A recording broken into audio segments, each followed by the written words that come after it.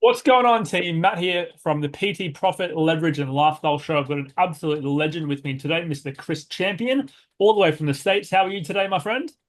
Buddy, I am lit. It's 9 o'clock PST, and I'm talking to a guy in Australia that is just literally grinding away. I have amazing respect for those who hustle, and I absolutely hate those who don't. And if you're out hustling at this hour of the day, I fucking love that. Awesome. Plus, it's Australia. Everyone loves Australia. 100%, 100%.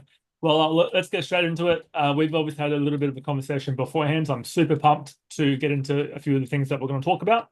But for those who don't know you, do you want to give us a bit of an insight into what you've done in your career or what you're doing now, just to give people some insight? Yeah, so I'm a lifetime entrepreneur. I started when I was 18 years old, and I realized very early on that I always wanted to be in control of my own life. I wanted to be in control of my own paycheck. And it was funny because when I was 18, I was the youngest commodity broker ever in the history of the commodity industry. Passed my Series 7, got a 73. Whole story behind that, but I'll save that for another time. And I started realizing that when I got that license, they told me, "Hey, you don't get a salary. You get what you get what you make." And it's my manager back then. His name was Pete Marin. He told me it's like, "Hey, you're in a room full of fucking lions, and you keep what you hunt. You hunt what you eat. You eat what you hunt." And at the end of the day, I like that because that month I was third in sales in the entire country out of 250 salespeople. The next month I was second. The third month I was first. And at the end of the day, I realized life is a competitive sport. Every single day, if you're there working a government job, punching a clock, hoping to just get 40 hours of work so you can get that paycheck, that paycheck and those benefits and all that shit. Well, that's selling out. You're selling your opportunity to do more in return for that quote unquote guaranteed paycheck, but not always is that paycheck guaranteed because whenever they decide to let you go, hey, you're gone. I would rather have years of hunting and getting what I eat every single day and learning that aspect than literally ever trading my time for some sort of guaranteed paycheck. Now, everyone has a different mindset, and entrepreneurialism is not for everyone. There's a book by, I want to say, Rich Gerber, The E Myth, and it's a great book. And it literally talks about how being an entrepreneur is a myth. Everyone wants to be an entrepreneur, but only 1% of the people out there have exactly what it takes to be an entrepreneur. You have to be slightly fucking crazy. You have to be slightly fucking insane. You got to be willing to bet on yourself. Most people these days will not be willing to bet on themselves. I just wrote a book that's coming out for the holidays called Faith Matters. And I talk in that book about how you have to have faith in yourself. You have to be your biggest cheerleader. But I look around every single day, even my friends, and some of them just don't have enough faith in themselves. They don't believe in themselves enough to take the greatest leap of faith, the greatest risk of their life, which is basically being an entrepreneur, writing your own paycheck, eating what you hunt, going out and hunting every single day. And by the way, I love hunting. I wake up in the morning sometimes and I'm like, yeah, I think I'm going to go out and hunt. I'm going to go out and kill that gazelle that I've been thinking about. And at the end of the day, some people just aren't built like that. Some people just want to have those 6 weeks paid vacation, punch the clock, get those 40 hours a week paid, blah, blah, blah, blah, blah. I fucking kind of every morning I want to wake up a little bit and go, kind of feel like getting some raw meat, something somebody can cook in the barbecue, something that I actually hunted and got myself. Yeah. It's a good analogy that you do there. So Yeah. we were obviously talking before we started recording about a lot to do with AI. So I'm a very big fan of AI, and every single day I'm looking at more things to automate, delegate, eliminate from the business. So I'm super keen to hear your thoughts on that. We were just talking before we started about a lot of entrepreneurs are going to get left behind because they're not utilizing AI. So give us your insights or your thoughts on AI as a whole, and where do you think it's actually going? So I've been in software development for over 30 years, and AI is the scariest thing I've ever seen in my life. And I've been working in AI now for over a year now. And the thing that I've realized is in 2025, there's only two things that entrepreneurs should be looking to do to scale their business and their brand. One is get on as many podcasts as you can because those are long format advertising units. You can talk about yourself, you can talk about your brand for an hour and literally have a long amount of time to talk about your brand and your products so that people can learn as much as they can about you. Whereas, maybe you get an Instagram ad and it's 3 seconds or 15 seconds long. And once that ad is seen, it's gone. You got to pay for another ad. It's never going to be seen again. Whereas podcasts are evergreen content. People are going to see those podcasts this year, next year, the year after, 5 years from now. Someone's going to see this podcast, know about me and my brand, and say, you know what? I got exposure to that brand. I'm going to reach out to that guy. Maybe I might even do business with that guy. So number one in 2025, if you're not getting yourself booked on podcasts, you are wasting your fucking time. There's no other way to get your brand out there advertising wise than podcasts. Podcasts are number one. I'll give you a great example. We just had our election this year in America. One candidate did a shit ton of podcasts. Another candidate, mouthful of fucking marbles, did hardly any. The one candidate that did all the podcasts did Joe Rogan for 3 hours. And people were able to get to know the candidate. Over 3 hours, you get to know this guy. You're like, hey, that guy seems like he'd be a great president. The other fucking candidate, she couldn't even fucking read anything off of a teleprompter half the time. When people saw the differences between the two, they were able to see a ton of podcasts, and they basically knew one candidate over the other. What happened? Trump won the popular vote for the first time in, I don't know, 50 years. It was unheard of. He wiped up the floor with them. The Democrats lost the presidency. They lost the Senate. They lost the Congress. How did they do that? Podcasts. Podcasts were the kingmaker of 2024. So if you can't pay attention to what's going on around you, you're going to miss the bus of the opportunities around you. It is clear as day that if you're a business or a brand or an individual, you have got to tell your story on podcasts. And it doesn't matter. People are like, oh, why are you doing a podcast at 9 o'clock at night with a guy in Australia? Because he's there. He's hustling. He's got the right DNA. Who the fuck cares if he's not as big as Joe Rogan? It's a chance for you to put content out there that literally touches people, maybe in Australia, maybe in New Zealand. Shout out to the fucking Kiwis, maybe in fucking Asia, but it doesn't matter because that's content. And anytime you can do long format content where you have time to talk about your brand, talk about your product, talk about what you do, let people get to know you, that's an opportunity to put your brand out there. Now, that's number one. Number two, in 2025, and listen to this very carefully, you have got to figure out a way to get AI to work for you. Now, understand this. To get AI to work for you while you sleep, to work for you 24 hours a day. Now, everyone's like, okay, I've used some AI tools. Okay, that's great because the AI is kind of working for you, but you got to figure out a way to create a digital assistant that literally is working for you and literally bringing you the meat, not the bones. Now, when I say bringing you the meat, again, I'm referring to the lion. Lion, he doesn't want the fucking bones. He wants the meat. He wants the good stuff. He wants the coat ripped off. He wants a big 32-ounce tomahawk fucking steak. That's what AI does. The AI cooks the meat, hunts the gazelle, cuts off the coat, and just brings you like the king you are, the lion you are, like the king you belong to be, and brings you that big 32-ounce tomahawk and says, sir, here's the meat. Here's the podcast interview. You do this, and we're going to go book you some more podcasts. So those two things I tell people in 2025, those should be the only two things you focus on to scale your business or your brand. If you're not doing those two things, you are going to be left behind. AI is going to separate people by a lot. 90 to 95% of the people are going to be left behind. 5 to 10% of the people are going to embrace AI, and they are going to be separated from the pack. It is going to be the greatest separation of wealth and brand building you've ever seen in 1 year. Yeah, very powerful. One thing that resonates with me. By the way, is that the first time anyone's used the hunting of an animal in the description of AI? Yes, correct. I've heard a few people on here that have their own type of AI software, but that's the best description.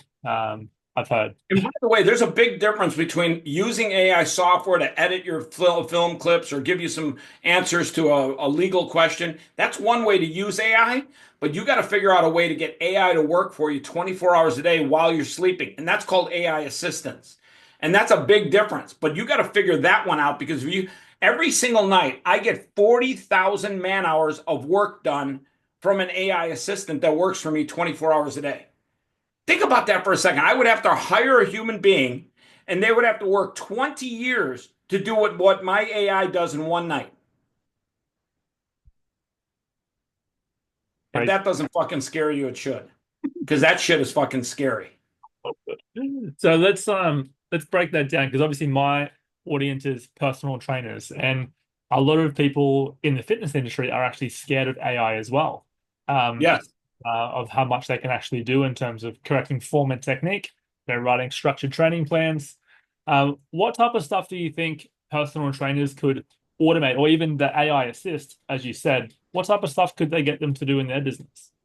So let's think about this for a second. It's personal training.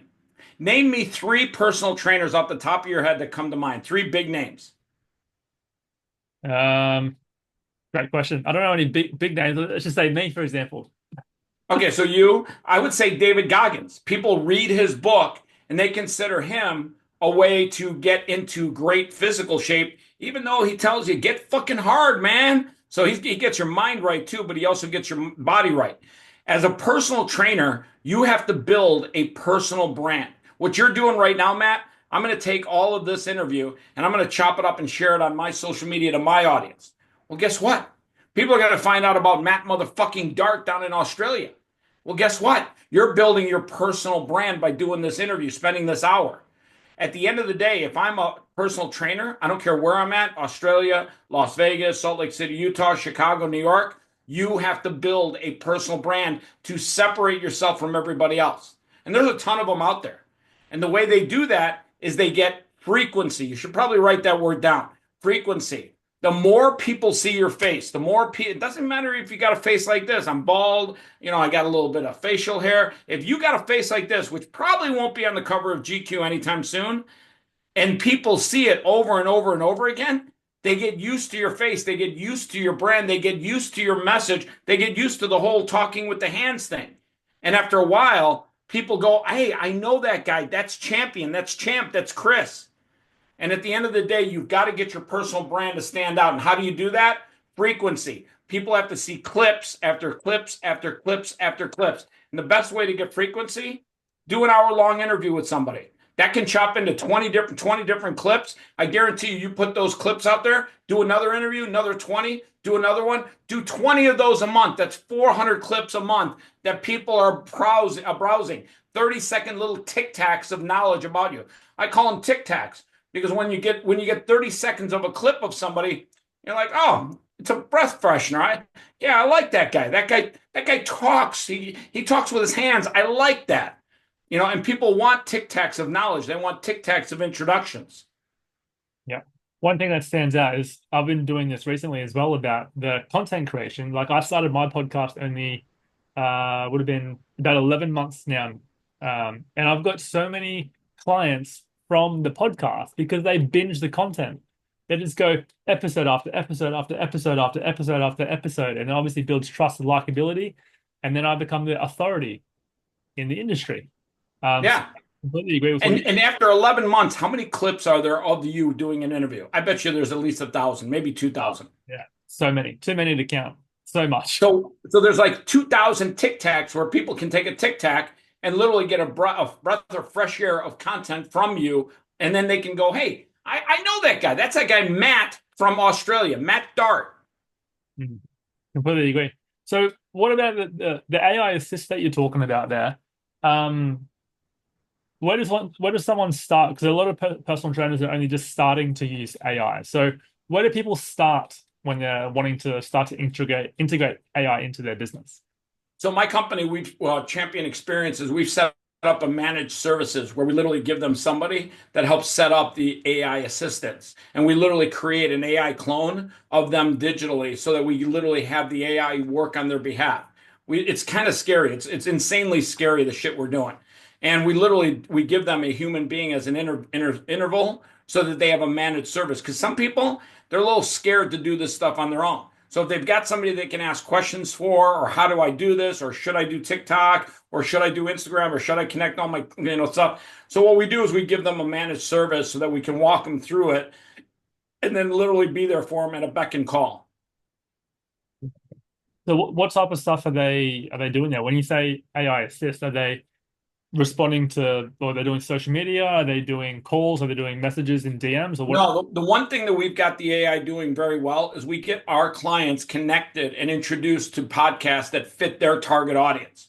So we're literally introducing them every single day to the right podcast. And we're getting not only an open rate on emails and messages of 90%, but we're getting a reply rate of 20%. Think about that for a second. 20% of the people that are contacted are replying and saying, yeah, fuck yeah, let's do this. Wow, that's huge numbers. It's insane. It's insane. You talk to anybody out there that's ever done any type of either text or email marketing, there's no fucking way they're ever going to see a reply rate of 20%. And I can show you real numbers. Yeah. Yeah, I was gonna say even me, like I'm happy with the 40% open rate, let alone Yeah, we're getting consistent 79 to 94%. I got one guy right now that's getting 99% open rates. 99%. Now, the reason is he's getting a targeted audience. He's hitting the right audience, number one. But number two, our AI actually does what's called conversational communication, where it conversates in that email and talks to him exactly like Gary would be talking to him. And each email is written differently and uniquely so that we pick parts out of their most recent podcast so it feels like a comfortable conversation. yeah, well, that's obviously pretty much how we connected, of course, which is awesome. So I've kind of seen it live.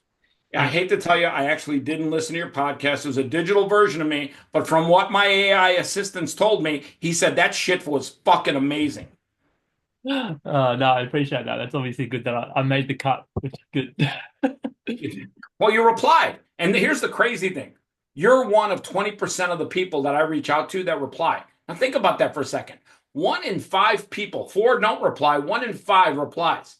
And all I'm doing is I'm dealing with the people that reply. The other 4, my AI manages all that for me. So I'm literally getting the 32-ounce tomahawk steak put right in front of me, and all I have to do is eat it. By the way, I didn't refer to you as the steak. All good. So obviously, podcasting has obviously gone absolutely ballistic the last couple of years. So I'd say 3 years. Yeah, the last 3 years, it's been insane. yeah. This is just my personal opinion as well. I think majority of social media will go to more long form content as well. Like obviously we've got the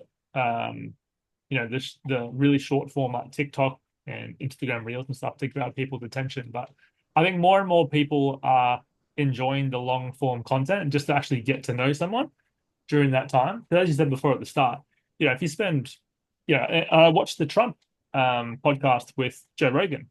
And so many people was like, oh, that was actually so interesting just to hear an actual conversation rather than something that's scripted. No question. No question. After that podcast, did you watch the whole podcast? Yeah. What did you think about Trump afterwards? Like, what did you think before and what did you think afterwards? And I don't care if it's positive or negative. Yeah. Well, even before, I quite like I liked Trump beforehand, but afterwards it was actually quite interesting to see what he would do in Down in Australia, they'd say you're a racist then. No, just kidding. but Or a misogynist or something else. And same with like Elon Musk as well. Like I somewhat like Elon Musk as well, but after listening to or watching the podcast, I was like, he's actually just a normal person, and yeah. Elon's like literally the greatest human that's ever been alive, and what he's doing for mankind is amazing. Hmm. People don't even realize he doesn't talk enough about Neuralink. Are you familiar with Neuralink? Yep. He's literally helping people who are paralyzed in a wheelchair live a better quality of life because he's able to connect things in his brain that allow him to control things in the outer world.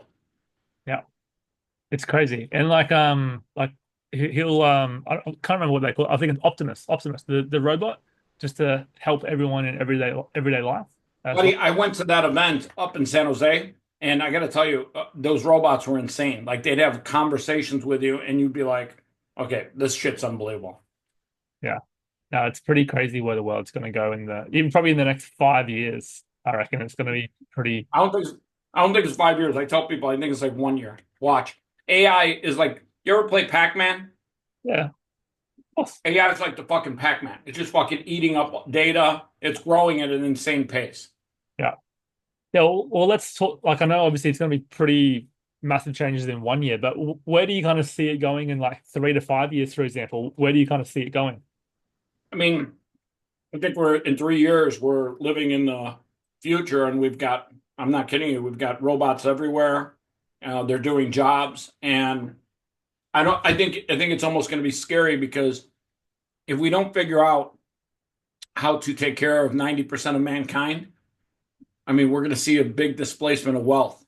And the people that embrace AI and the people that don't, for whatever reason, maybe they just don't have the opportunity to embrace it, or they don't have the knowledge or the desire. I think it's going to be a huge displacement of wealth. I think we're going to have a massive amount of people unemployed.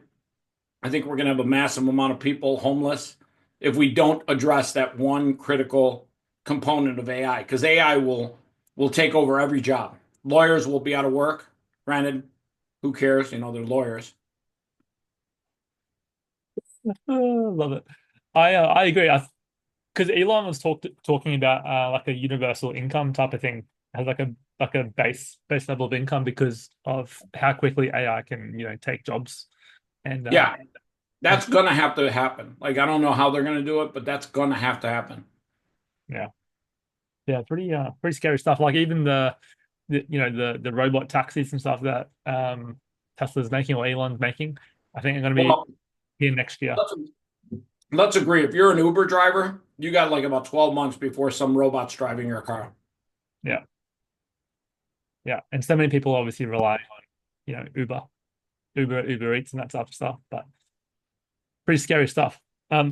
With the AI side of things as well. By the way, for the record, I'd rather have an AI robot deliver my Uber Eats because no fucking way he's eating my fries.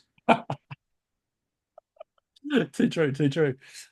With the AI side of things, a lot of personal trainers obviously wanting to be online personal trainers rather than face to face. So, um, obviously you've got the AI assist that's going to help people getting on podcasts and that type of stuff as well. What else can people do with AI to help either automate or eliminate stuff from their business that they don't have to worry about anymore? Well, here's a lot of things too. You can't be as a personal trainer in two places at one time, but with AI, you can be.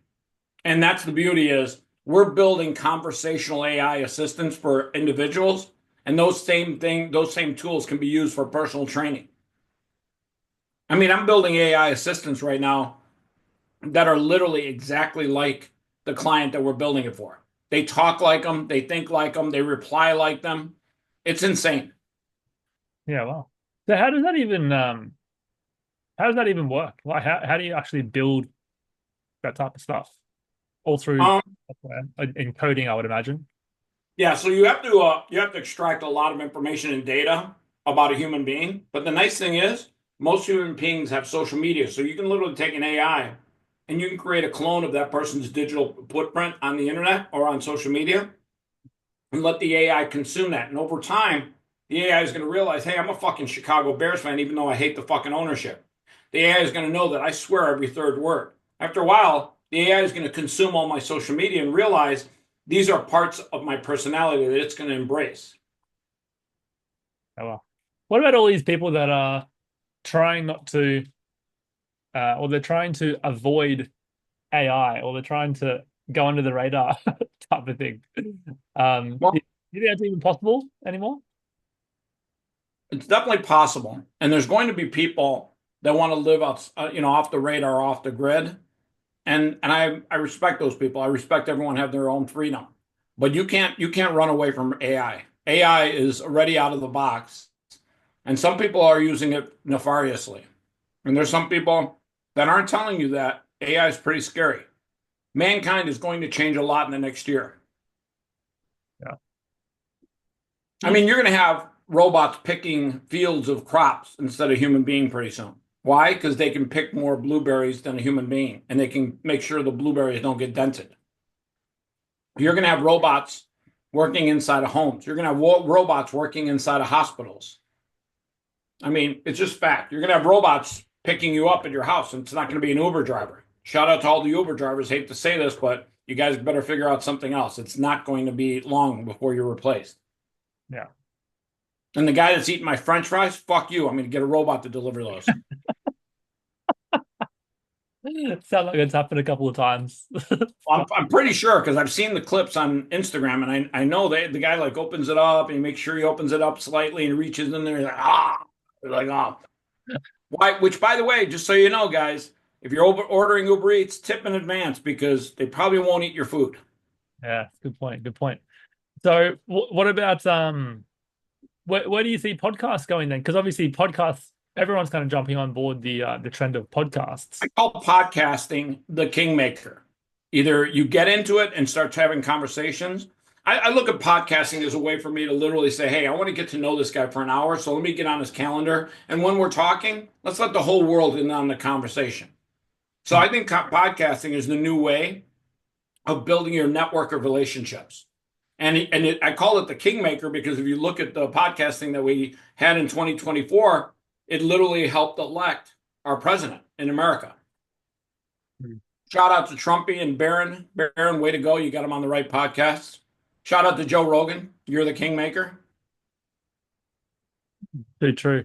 I think anyone in business, in my opinion, obviously needs to have a podcast.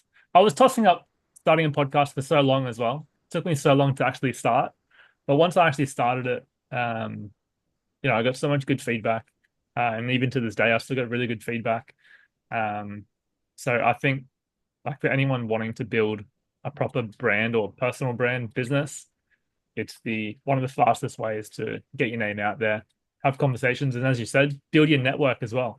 Like the amount of amazing people that I've met from talking to them on podcasts or me being on their podcast has changed my network. And as they say, if you want to increase your wealth, your knowledge, you need to hang around people that are smarter than you, wealthier than you, and you'll naturally become a better person. Well, I tell people all the time, you got to get in the right room with the right people at the right time. But now I would almost add one more thing. You got to talk to the right people on a podcast and share that information. And if you do that, people will get to know me, they'll get to know you, and then ultimately they'll get to know what we're talking about. Mm. Now, by the way, I talk about podcasts a lot. What I really think that people consume a ton of is the short format content. And you said, where do I think podcasts are going to be in a year? I think podcasts are only going to be done so that you can get the spicy parts of the podcast and chop it up into short clips. And people love consuming those short clips of data and information like they like absorbing a Tic Tac. Who the fuck doesn't like a Tic Tac?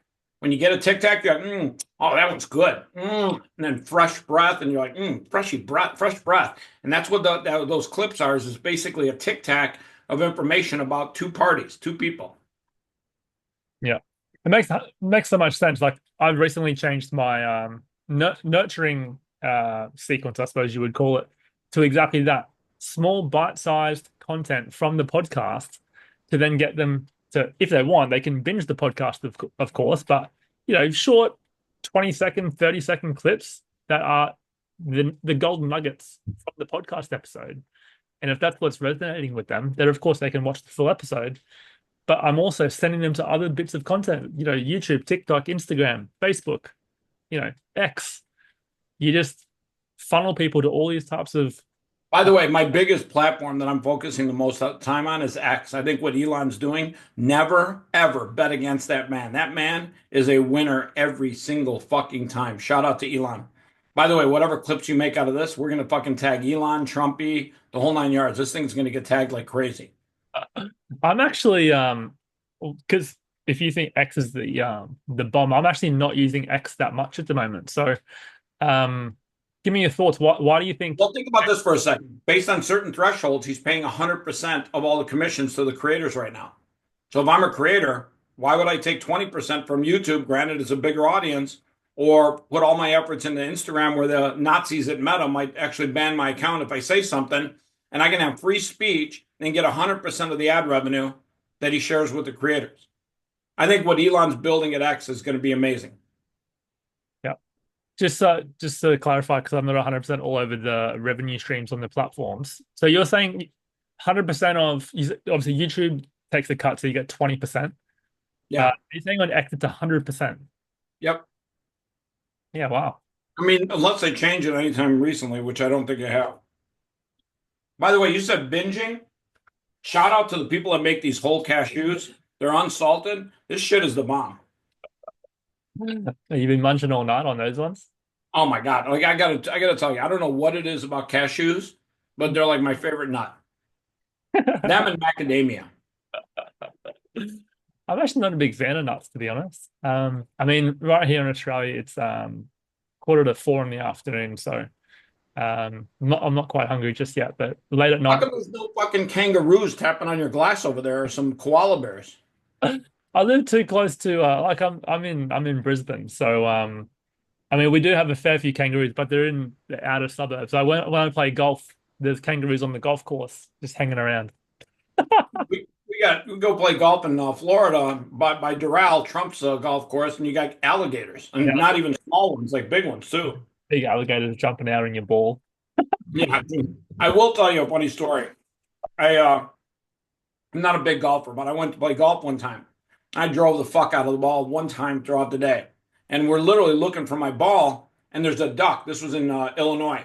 There's a duck just sitting there. All the other ducks ran away when we came looking for it, but she's sitting there. I'm thinking to myself, I kind of think my ball was right, like in this area, but like I don't see it. So I literally go to move her a little bit and say, "Hey, can I see if there's a ball underneath you?" Sure as shit, she's sitting on my ball as if it was an egg, and she wouldn't let me get my ball. She came over and attacked me. Said, "You can have the ball. Don't worry about it." Now, by the way, here's a lesson that everyone will learn about playing golf. There was another instance where there was a tiny little snapping turtle about this big. Now, I emphasize the fact that they're tiny because if this turtle was a little bit bigger, I'd have lost this thumb right here. So I was fucking around with the turtle. He was on the putting area. And I literally put a ball on the top of his shell, and I was going to putt it off his shell and try and see if I could make it in the hole. So like a jackass, I'm fucking around. This is when I was younger. And the ball rolls right in front of the turtle. And like an asshole, I go and reach for the ball, and the turtle's head comes out about 6 inches, grabs me right here. I run up like this. I reach my hand up. He's got me good. And I literally grabbed his neck like this, and he let go. Long story short, I had like a big piece of flesh cut out. Went to the hospital. The doctor told the doctor the story. He's like, you know what? You're lucky that was a small turtle because the bigger they are, they can snap through 400 pounds of tether and steel. He goes, their bite is pretty much into your thumb. Wow. Who would have So if you're thought? watching this video, do not fuck with the turtles when you're out golfing. I thought a turtle would have so much power. You know, I didn't see it either, but the little guy got me, and he got me in a perfect area. He got me like right here. In fact, I got a scar to this day right here where he got me. And this part of my thumb was hanging out and all fleshy. And luckily, his neck was still sticking out from the shell. And I grabbed him and he gagged, and I got my thumb back and I put him down. And then I went to the hospital and I told them the story, and they're like, "You're lucky, buddy. That must have been a baby turtle because any older, we'd be sewing up your hand, and they'd call you Four Fingers Johnny." Jesus, keep an eye out for them on the golf Well, course. the moral of the story is don't fuck with those turtles. Those turtles, I'm telling you, those turtles are much badass than you think. Love it. Very good. I'll keep an eye out for them. Back to you said obviously you guys have your own AI software that's like goes through podcasts to funnel people directly to the person for their audience. If someone wanted to start working with you, what's kind of the best way to reach out to get some more information about the After service? this podcast, I'll send you a link where they can sign up. There's a one-time upfront cost to set up your AI assistant. Then there's a monthly cost. You literally have a digital assistant working for you 24 hours a day. We have the largest database of transcribed podcast data in the world, and we have the largest database of verified emails for podcasts in the world. So we have it very focused on what it does. And it's called Champion Introductions. We literally introduce you to targeted podcast hosts. Yeah, wow, that's awesome. So where are you going to take your business then? Obviously, you're well on board with AI assist, and that type of stuff. So what's your business going to look like in the next, let's just say 12 months, or even past that if you like? Where are you Let me taking? honest with you. If I'm not living in a cabin surrounded by tripwire and bombs and trying to just outlast the Terminators that are going to come out of Tesla, I'm telling you, I don't know what's going to happen in the next 12 months, but I tell people these three things. Get your business automated so you can generate revenue and scale quickly. Generate as much Bitcoin as you can possibly do. And then third and most importantly, have a plan because I'm telling you, the world is going to get pretty chaotic in the next year and a half. Yeah, let's talk a little bit about Bitcoin. I have a little bit of Bitcoin that I've had for a couple of years now. So why do you think people should get Bitcoin? It's the people's money. Every other currency out there belongs to the government. The people finally have their own money. I have a book coming out called Bitcoin, the People's Money, and it literally teaches people the reason why Bitcoin is truly the greatest financial tool ever created by for mankind. See, the government has its money and it can print it as much as they want and they can have no accounting for it. Bitcoin is the people's money and it uses math to keep everything fair. Yeah, okay. Just for someone that is, let's say they don't know much about cryptocurrency, can you give us a small summary of how Bitcoin actually works and why it's such an attractive thing for the people? The nice thing about Bitcoin is it's very simple. The beauty of Bitcoin is it's you're the bank. Like right now, if I went to my bank and said I want to take out $300,000 in cash, you realize my bank's insolvent. They would have to literally ask me to fill out forms. What do I need it for? And then they'd have to order the actual cash. Like I actually really tried that recently, and my bank had to take a week to get me the cash. Whereas Bitcoin, whatever you got, you are in control of it, and you can spend it as you see fit from a wallet that you control. Now, with that comes responsibility, which means don't lose your fucking keys because if you do, you're going to lose your Bitcoin. And when you say wallet, where do you store where do you store Bitcoin? Store it in a wallet that is decentralized, meaning it's not owned or controlled by a central authority.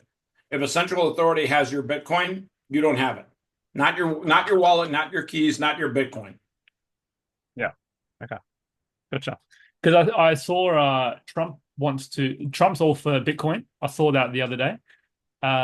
So and I also saw he was trying to remove capital gains tax on cryptocurrency as well. So I think that Think alone, about it for a second. Why would you pay back capital gains on cryptocurrency? It's not a investment, even though it is kind of.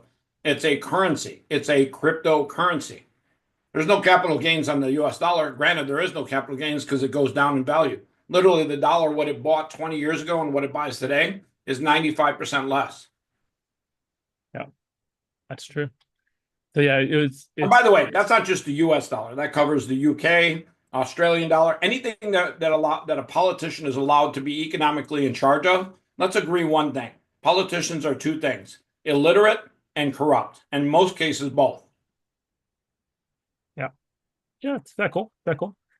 Yeah, when I saw all those things about Trump being kind of pretty much all for Bitcoin, it just kind of skyrocketed skyrocketed from there. So Yeah. Just to temper everyone's enthusiasm, nothing goes straight up in a straight line. I've been in Bitcoin for 12 years. It has its summer, winter, spring, and fall. yeah, oh, 100%. Like I saw the graph the other day. It was like it went up like I don't know 150%, back down 80 or 90%. So yeah, the best way I don't really look at it anymore. I just kind of leave it and see what happens. If Well, I'm long term, it's the greatest thing you can do for yourself, your family, or your kids. Yeah, okay, awesome, good feedback. Um, and then last thing I want to touch on with with AI side of things, um, specifically for personal trainers. Um, obviously we've talked about your software in terms of how it can help personal trainers get their brand out there. What are some of the other tools that people can use? I know obviously using the tools is only the start of AI, whereas the AI assistant is obviously the full version. But what are some tools that people can use to start to automate their business? Do you have any like smaller softwares that people can use as So well? I think one of the best tools that I can tell people about is any conversation you have via Zoom. Download that conversation and chop it up in a tool called Opus Clips. Are you familiar with Opus Clips? I use Open Clips as well. Yeah, I mean, very useful, does a great job, has great hooks, uses all the hashtags, really, really gets your message out there. And by the way, video editing is a time-consuming thing for a human being to do, whereas Opus Clips, as an AI, does a really good job in a very short amount of time. Yeah, And when I say short amount of time, like an insanely short amount of time. yeah. Well, I use it for literally every single podcast episode. So I've been using it for almost 12 months now, and I think like it would like in a like a 45-minute conversation, it would come up with about 20 different reels, and it would Yeah, obviously it would mark them on how good it's going to perform with the hook, with the content as the transcription, that's the captions. And of course, you can still edit it if you want to as well, but it's going to save you 10, 15 hours a week in editing. easily, easily. Yeah, if not more. So yeah, Opus Clip is a really good one. Especially obviously if people are wanting to do podcasts and that type of stuff as well. Well, I know everyone uses it just for podcasts, but I always tell people create conversations over Zoom and chop those up. And you might be having interesting conversations with vendors and brands. Chop those up. Those clips, people can absorb those also. Yeah, 100%. I think like a lot of personal trainers as well also have catch ups with their clients on Zoom for check-ins. You can also use that for chopping those up to give insight into what it's like to actually become a client and what it actually looks Yeah, like on the back I end. couldn't agree with you more. Like I said, Opus Clips is one of the better AI tools out there. Yeah. 100% agree. Awesome stuff. I've really enjoyed this conversation. If people want to follow you as well, I think I followed you the other day on Instagram. So where's the best place to follow you? Is it like Instagram? Is it X? X. Yeah, X? follow me on X. The letter M, Chris Champion. The letter M, Chris Champion.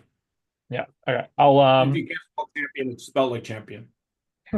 I'll put the link in the description as well for By the anyone. way, I like to give away stuff at the end of a podcast. And if anyone's watching this or looking at this, I have a paid text community where I introduce people via text message, and I can do it all over the world. And I've got 934 high value people. If you want to join that text community, I'll send you the link, and you can do it also, and you can share it to all your audience. And normally it's 197 a month, but you'll make connections with people that'll help you level up your business, your wealth, and your life. Awesome. That'd be awesome if we could have that. And I'll obviously pop it on the description as well. Awesome. Awesome. Listen, Mark, I got to tell you, I loved this talk. I love reaching out to fellow entrepreneurs that are in Australia and other countries. I think what you're doing is smart. And I think what you're doing in 2025, you're going to scale faster because you're already ahead of the pack. And I guarantee you, the more you get out there, the more content you get out there, the more you're going to monetize it. Yeah. Completely agree.